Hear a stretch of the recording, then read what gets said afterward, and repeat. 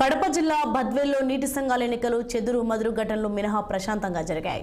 పలు చెరువులకు ఆయకట్టు ఎలక్షన్స్ నిర్వహించిన నేపథ్యంలో అట్లూరు మండలం కామసముద్రం చెరువు ఎన్నికల్లో హైడ్రామా చోటు చేసుకుంది.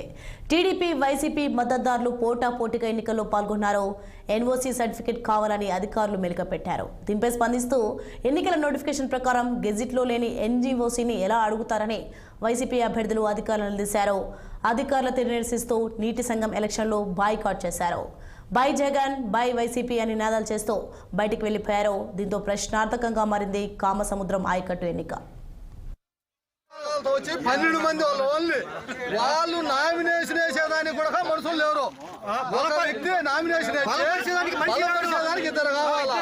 బలపరిచే వ్యక్తులు కూడా వాళ్ళకు లేరు. బలపరిచే వ్యక్తులు కూడా లేకుంటే వాళ్ళకు ఒక 3వ వార్డులో వచ్చేసి ఒక మనిషి బలపరిచేవాడు, ఒక మనిషి ఓటరు. ఇద్దరు వాళ్ళు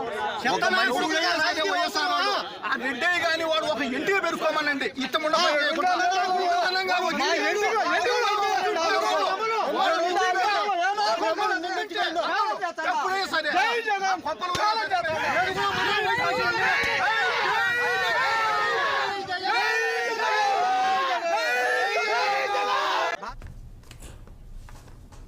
కర్నూలు